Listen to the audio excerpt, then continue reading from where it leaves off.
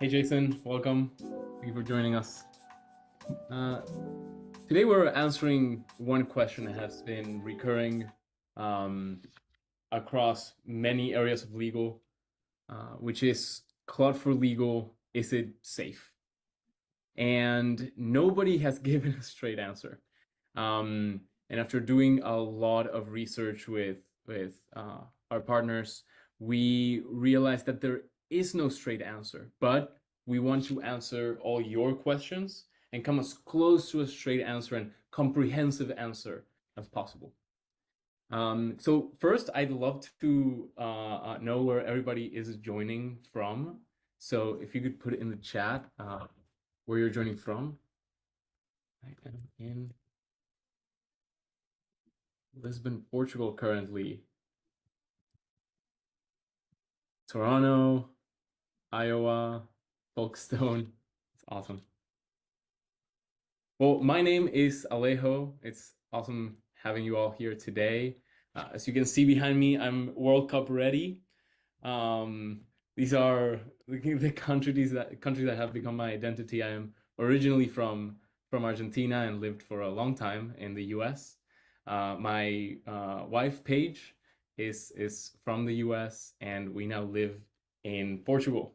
So Portugal is playing in an hour, so I promise I won't keep you for too long. And Drew is a good friend and partner of mine. And Drew, if you could introduce yourself. Sure. I'm an AI consultant and own my own consultancy, Mosaic Solutions. Met Kevin and Paige and Alejo early on when I was working with Affinity, and now we're partnering to help deliver, I think, the good word on a couple different things in AI. So we're really excited to offer that today. Um, yeah, so my background is in the world of data. That's where I have worked my whole life. But a few years ago, I realized there was this huge lack on the side of education and people not really getting clear answers on what AI is. Ever since, ChatGPT got released, that became very evident. And there are a lot of shifts happening in the legal world, which is where Drew, myself, Kevin, and Paige have specialized. Um, so we're gonna dig into it today, and hopefully you take a lot out of today that will help you not only months but years to come. We have people from all over the U.S., including Brooklyn, Portland, Tallahassee, Missouri, uh, Iowa. We have two people from Toronto. Welcome, Tabitha Harrison, Folkestone, and we are in Lisbon. Um, the next question that I'd love to get some understanding on, so we make sure that we make the next 45 minutes as useful for each of you as possible, is what is the last AI tool that you used?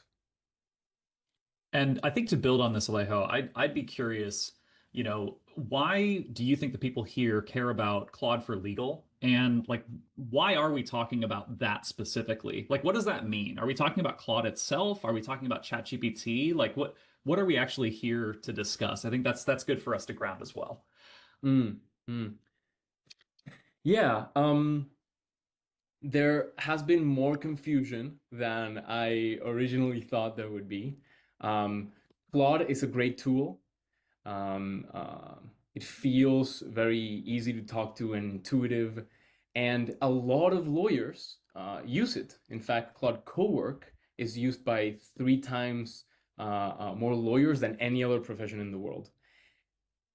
When Anthropic saw that, they started creating their own specialized system for their own legal team, in-house legal team.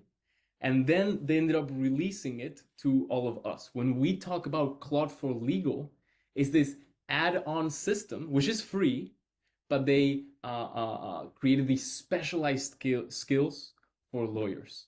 And that is exactly what we're talking about when we talk about Claude for Legal.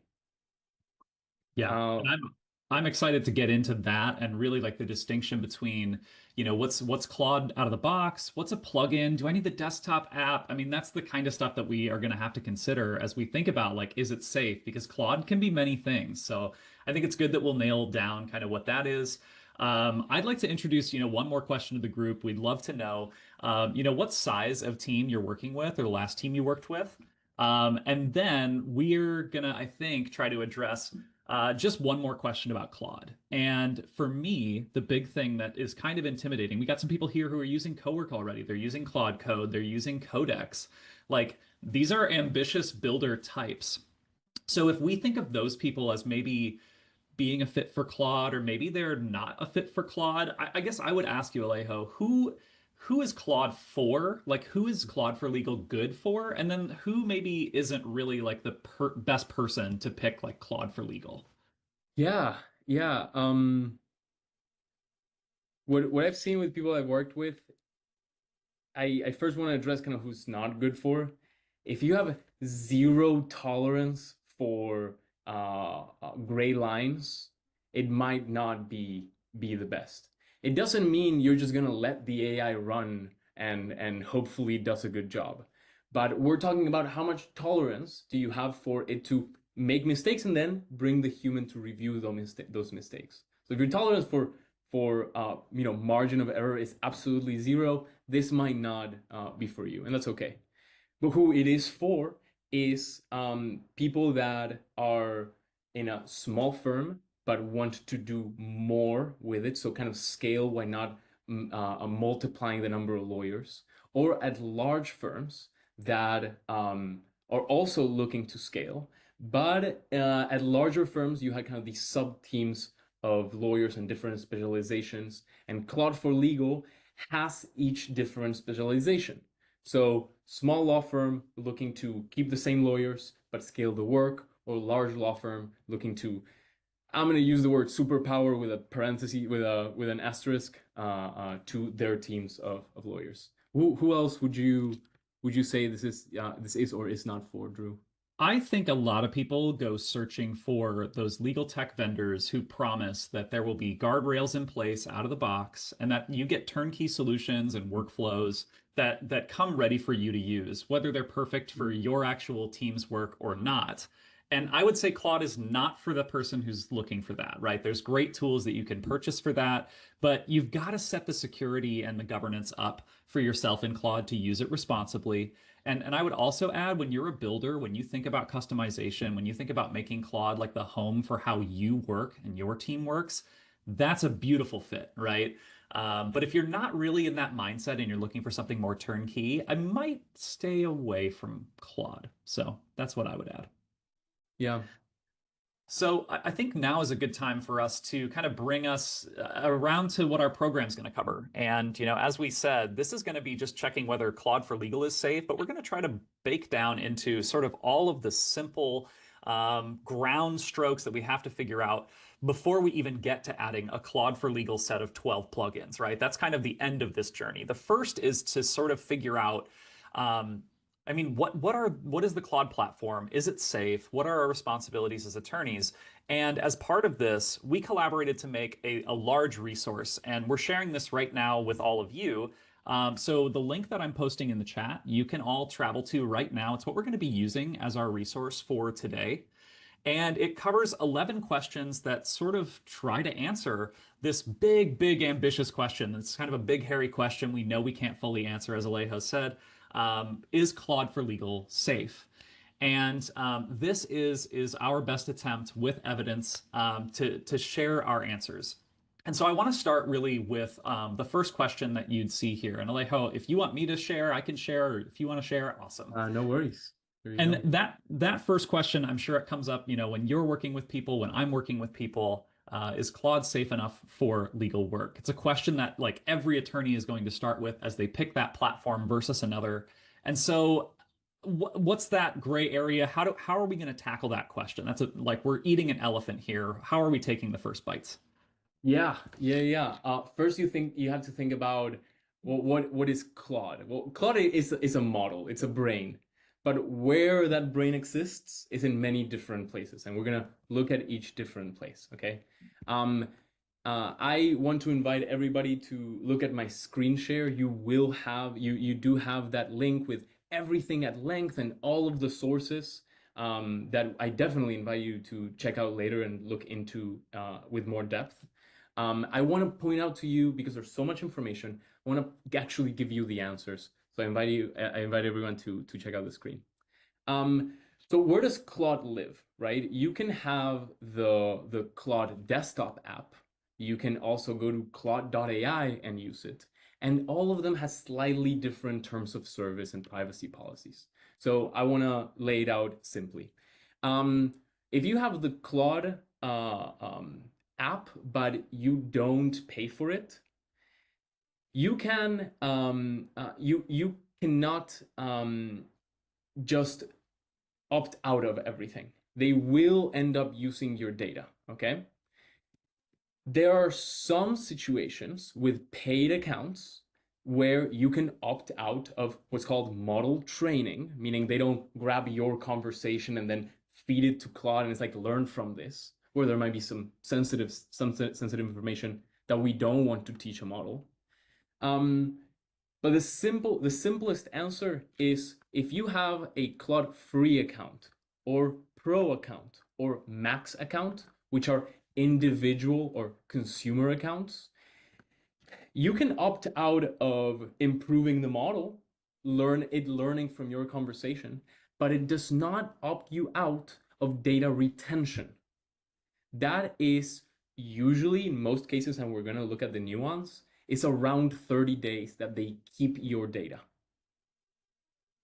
If you're looking to, if you have much lower margin of or tolerance for data retention, then you can start looking at enterprise plans or Claude team accounts. What's the difference is that these are commercial. These are for full firms with several seats, and there's no model training by default. But then you have you have more governance. You have a central billing and admin place, single sign-in access, and you can control or the organization can control what each individual user can access.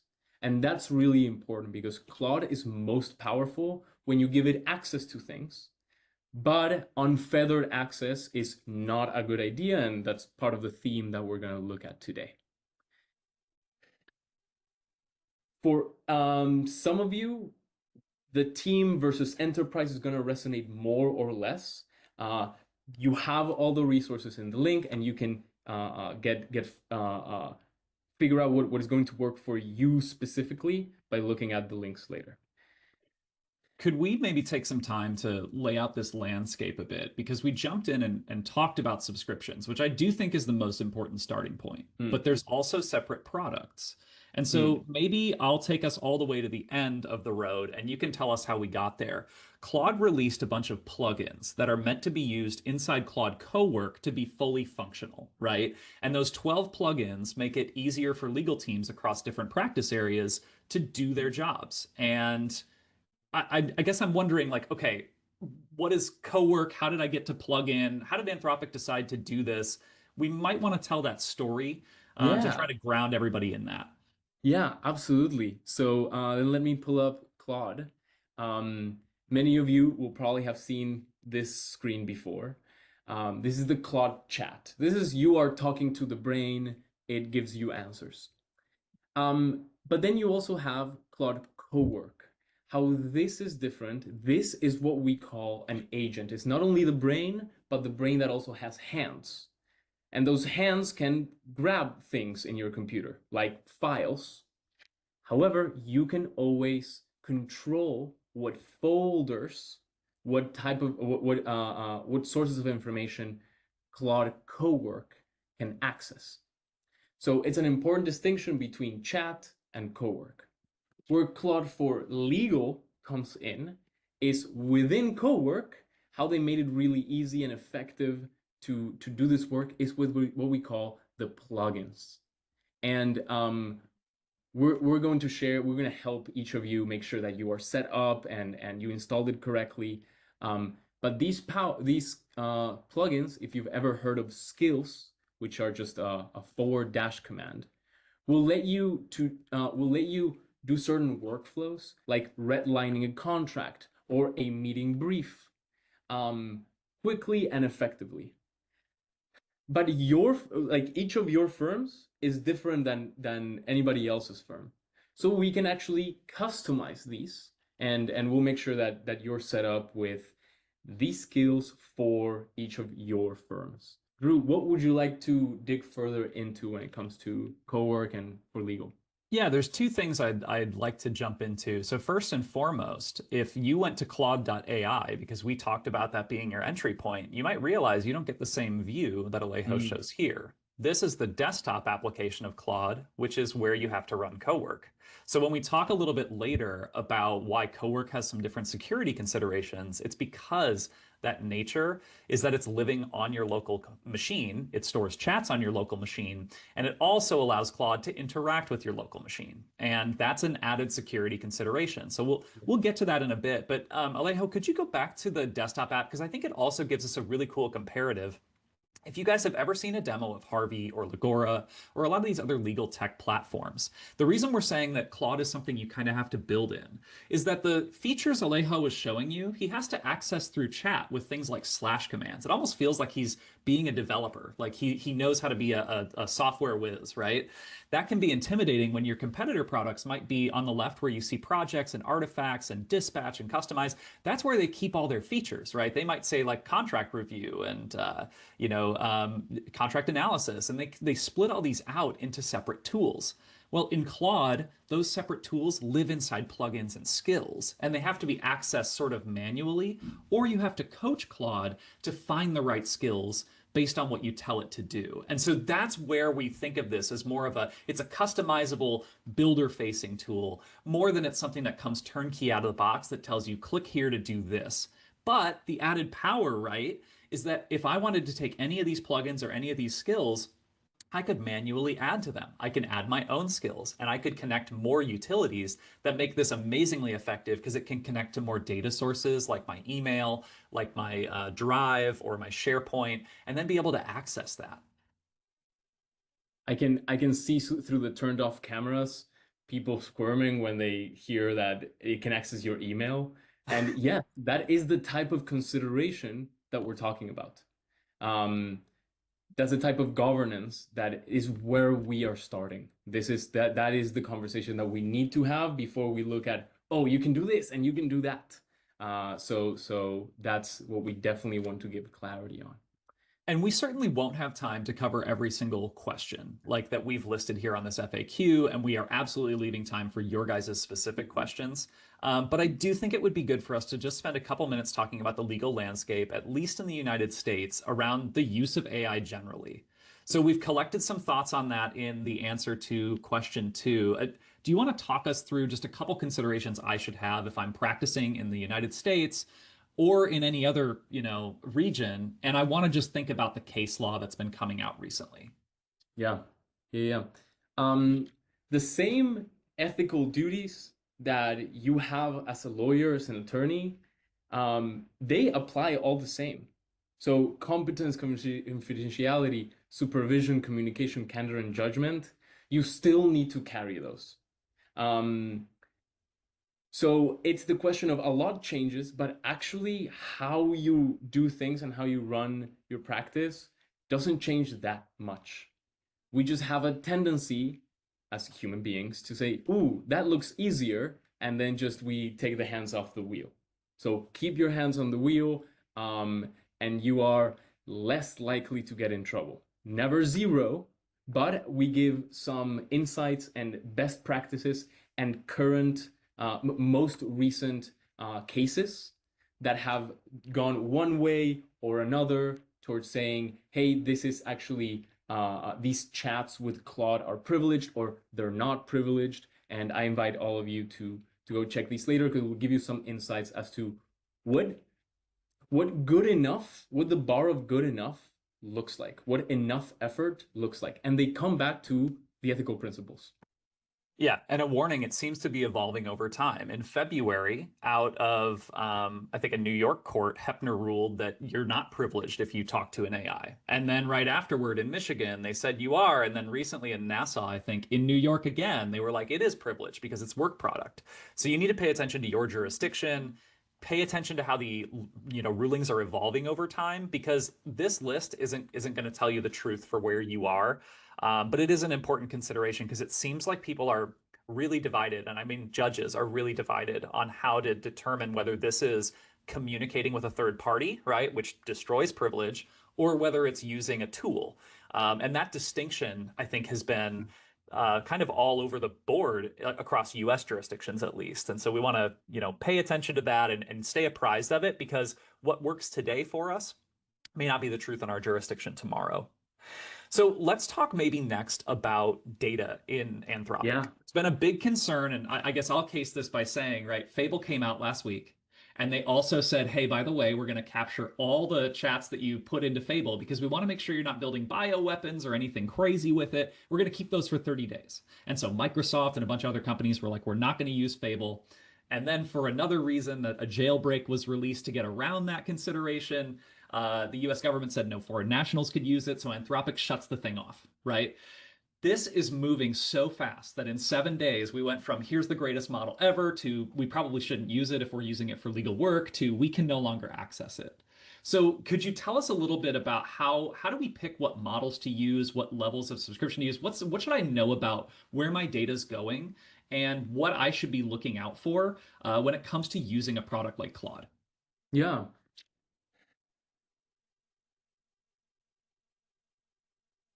Broadly speaking, when it comes to your data, ensuring that your data is safe, we are talking enterprise plans.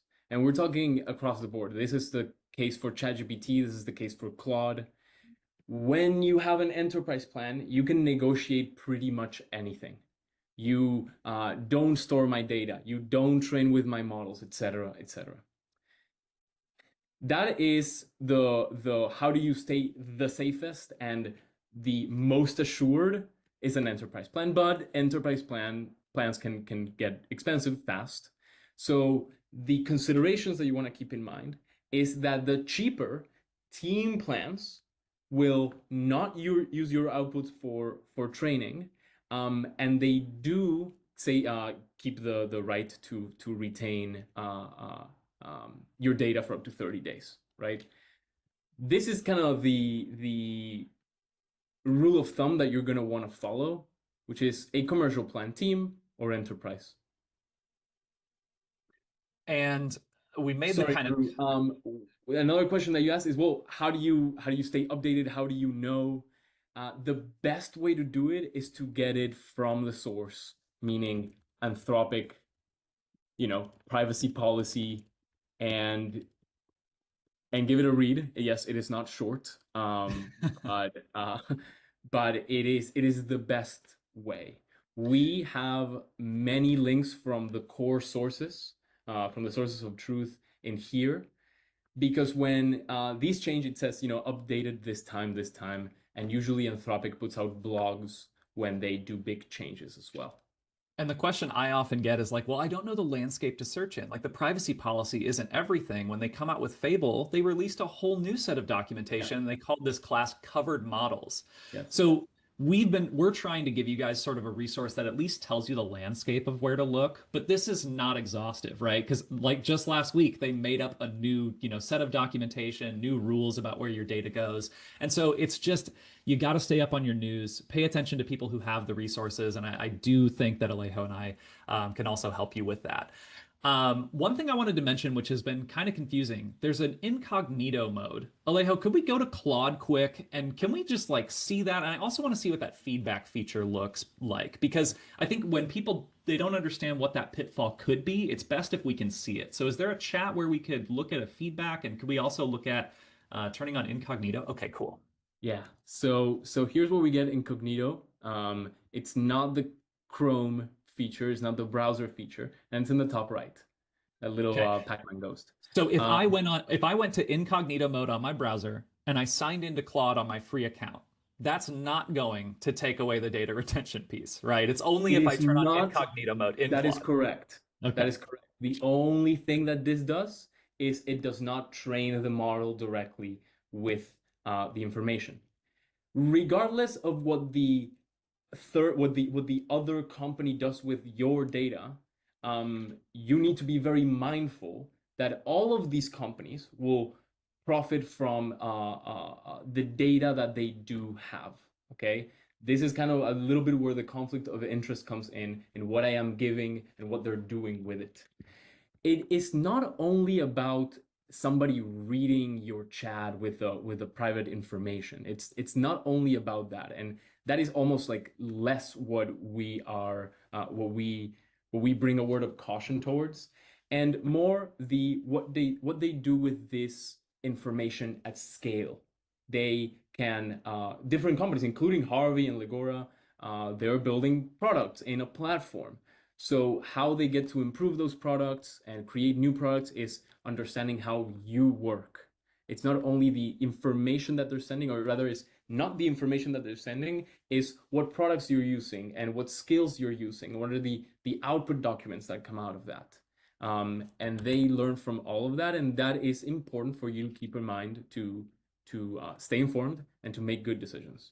And I want to make sure we hammer that home here because many of these vendors, they promise first and foremost that they're not going to train AI models on your data. But guys, the game isn't really training models anymore. Like Hmm. fine-tuning has kind of fallen out of favor because the new models are so great as generalists that it's much better to give them software that they can leverage to do things like legal tasks.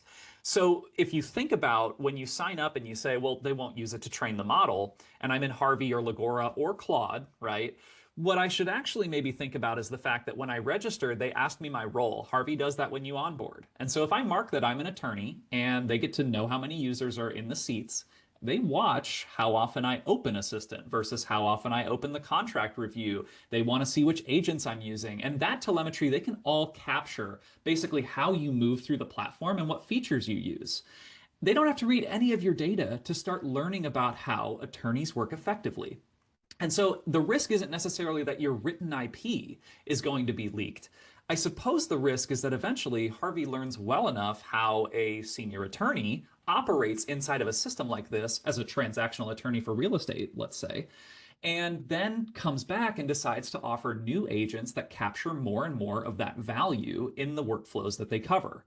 And I'm not saying Claude wouldn't do that either. I'm saying pay attention to what your vendors are doing because they use those user data points in order to shape what features they focus on. And perhaps rightly so. But we've been very typically concerned. Most of the law firms that I talk with are so concerned about their firm's IP, and by that they mean their documents Yeah, getting out and also their strategy getting out. yeah. But I think the concern should also be about the ways that we work, especially if we found ways to be much more effective than our competitors in doing certain processes in litigation, for example, or for other transactions. Yeah.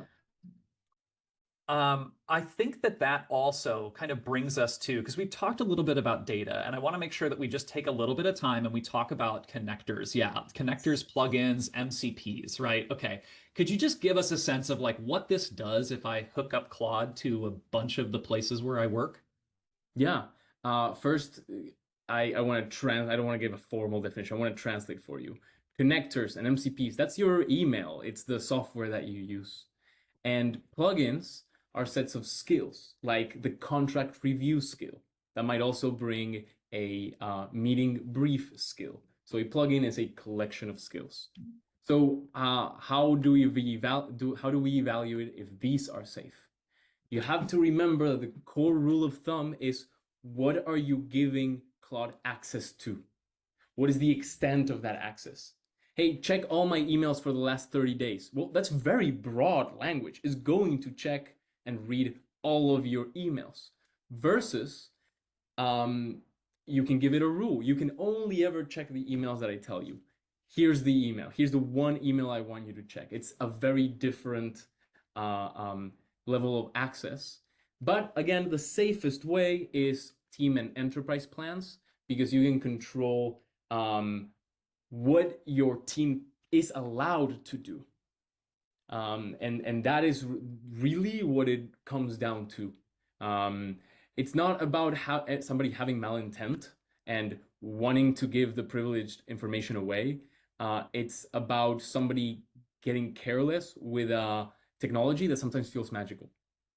Yeah, and inside so many firms, you've got let's say sort of your managing partner and in correspondence with IT, very interested in a platform like this and want to use it responsibly. But I often hear the concern that, I think that, Joe Attorney might need to be reviewing what emails Claude is being allowed to send. And that's why it's important to have a subscription where you can have the governance to say, you know what, Claude can't send an email. It can write a draft, but it can't send an email.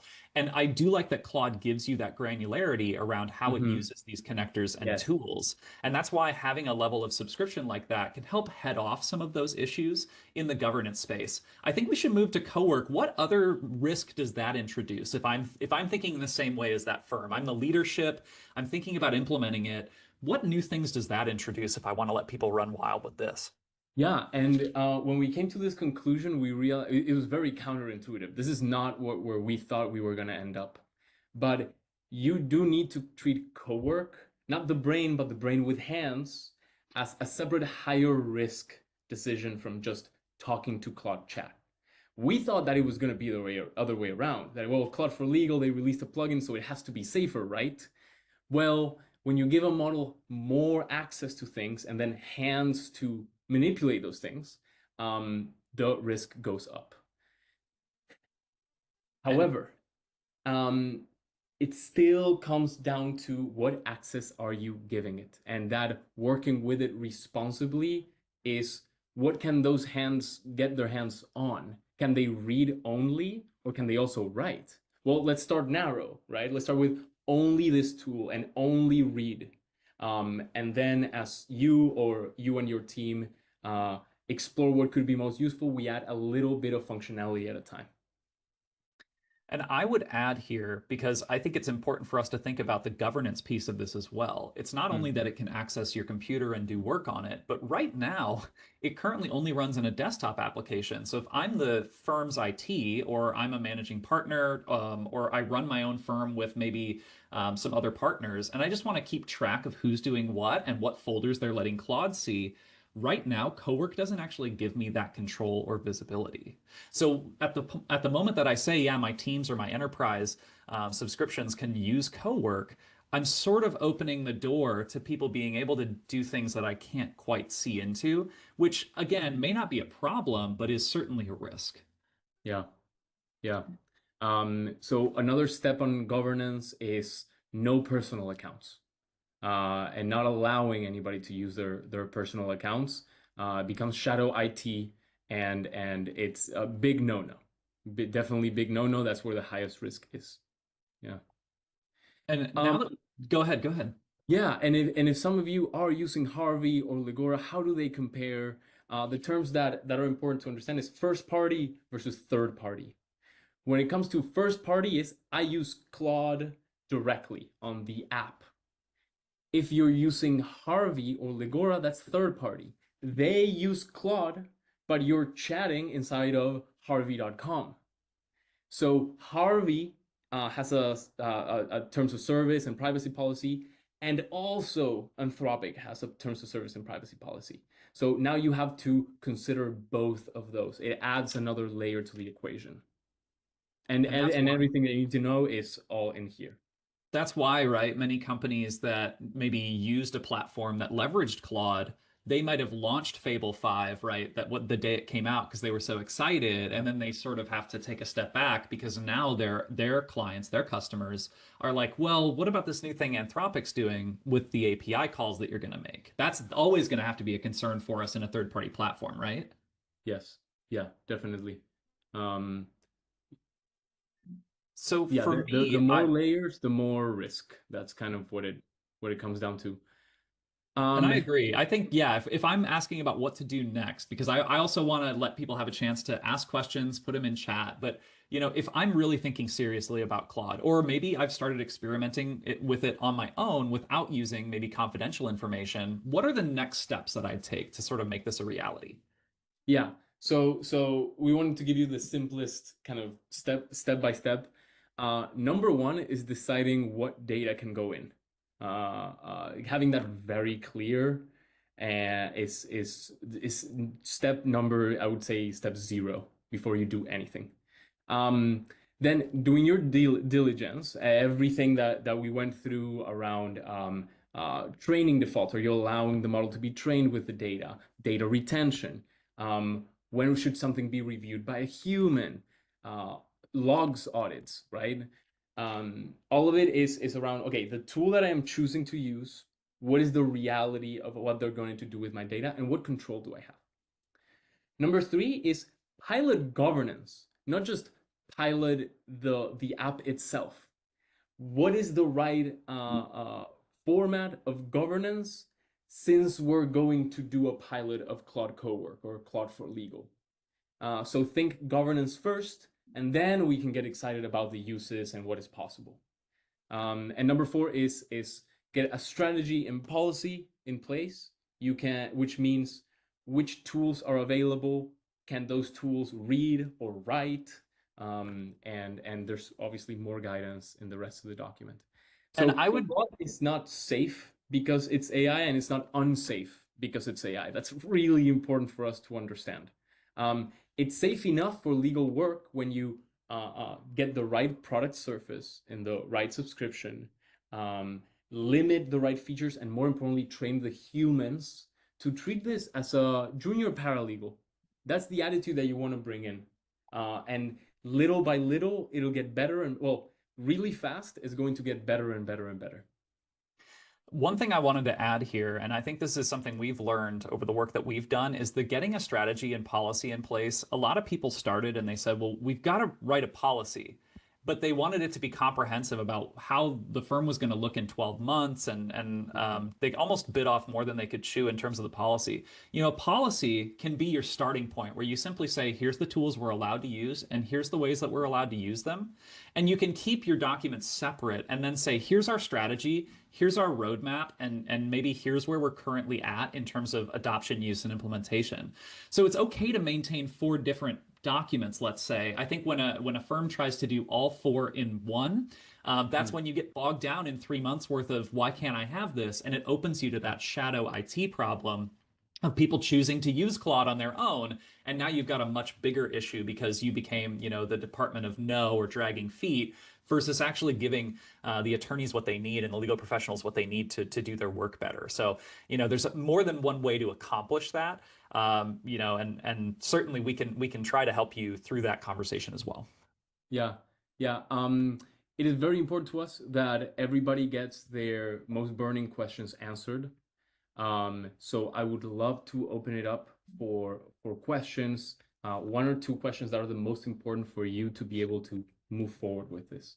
And then we also want to help you get set up and make sure that you have Claude Cowork as optimized as possible.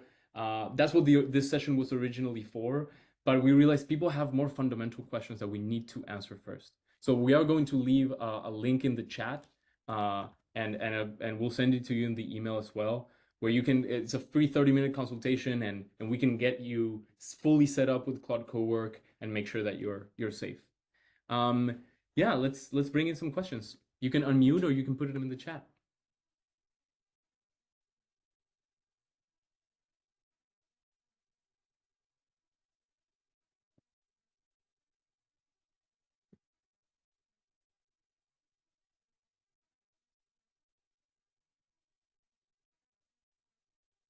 Harrison, you are unmuted, but I can't hear you.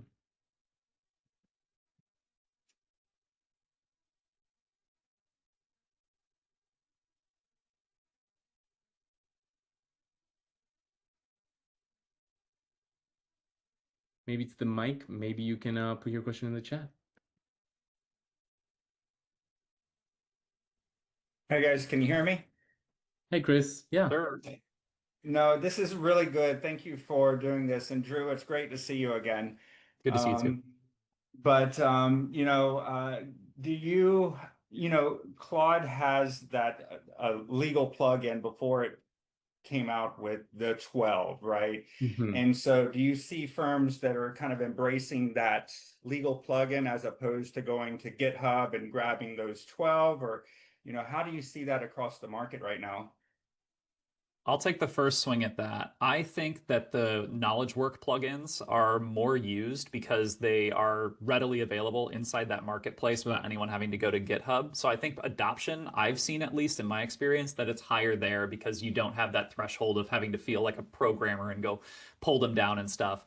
And I would also add, a lot of people have looked at those knowledge work plugins and have said, well, what if I just used those to make my own skills? So I think there's maybe both conversations happening where the plugins that Anthropic is offering are maybe a blueprint as much as they're actually something ready off the shelf. And a very recent update on that, and I want to make sure that everybody is on the same page. The plugins under customize, there's one, the legal one, that just came in essentially by default. They're talking about this GitHub thing and feeling like a programmer. Well, they actually made that much easier. You can create plugin, add to marketplace, and then you'll have the AI governance legal and the legal builder hub and a bunch of other specializations as well. That's one of the things I like about Anthropic. They kind of think of like, well, how do people use this? And most people don't know what GitHub is, so they made it one step simpler. Yeah, this is great. Thank you. Yeah, of course. What other questions come up? Be it, hey, how do I set this up from scratch? I'm still wondering X or Y. Maybe there's someone in your team that you think would push back, and you wonder, what can you say to bring them on board?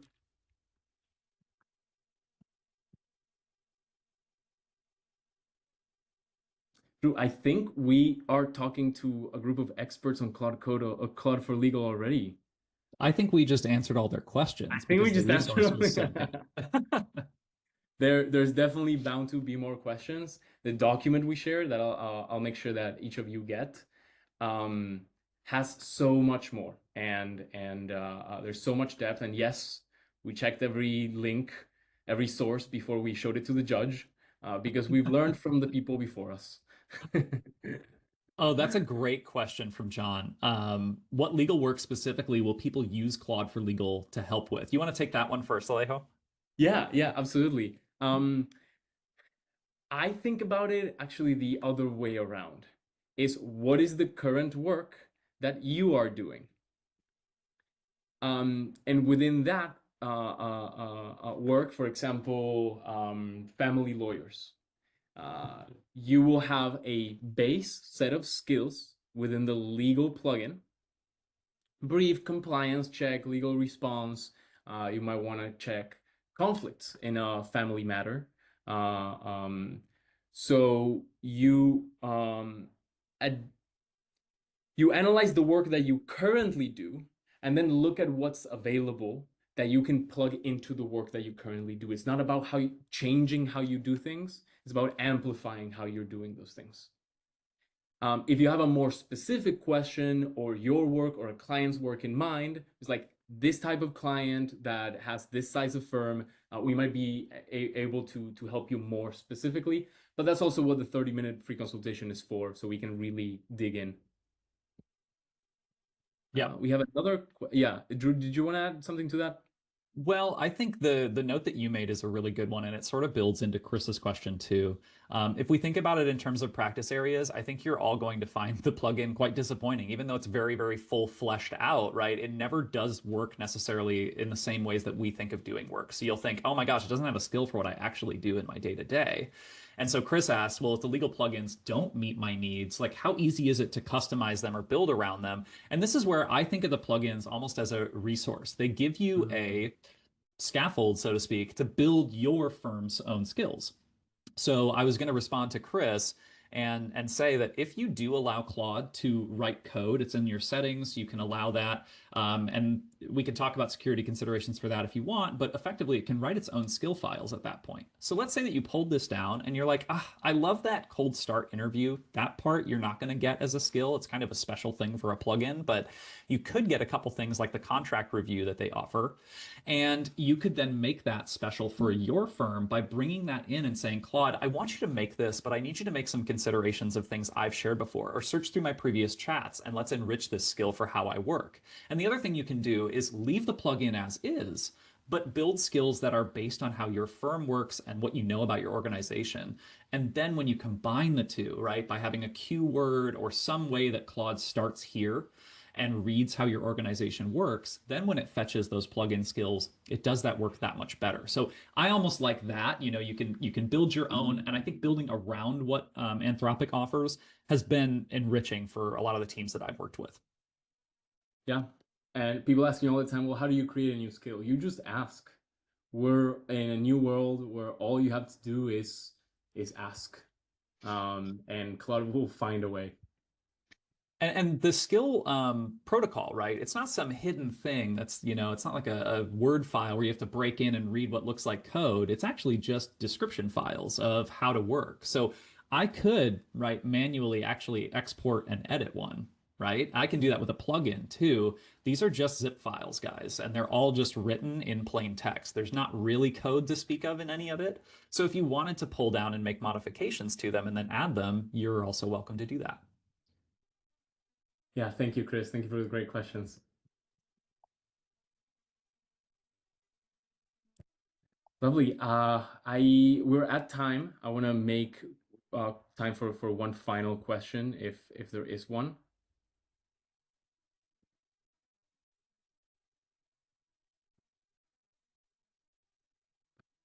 Awesome. Well, we're going to be sending all materials in the email. It is very important that you explore this with your team, coworkers, colleagues, even if you're not on the same firm. This is going to become the standardized way of how great firms work. So it's really important to get governance right, which we just did. And next month we will be doing another deep dive into Claude for Legal. If you are interested in kind of setting it up now, but I still have some concerns, not sure how to start, that's what the consultation is for. And Drew and I will be happy to help you. And maybe we can even spend some time on that webinar talking about some of the things we've said about enriching plugins and working with skills and Yeah. doing that live for some people. And if it's something you're ready to take the next steps on already and you're champing at the bit to go, definitely give us a call. But yeah, excited for that next session because we'll boil into how we actually get the thing to work too. I'm really excited about that one. Well, thank you all so much. Thank you, Drew. Thank you. Thank you guys. Thanks everybody for attending. Have a good day.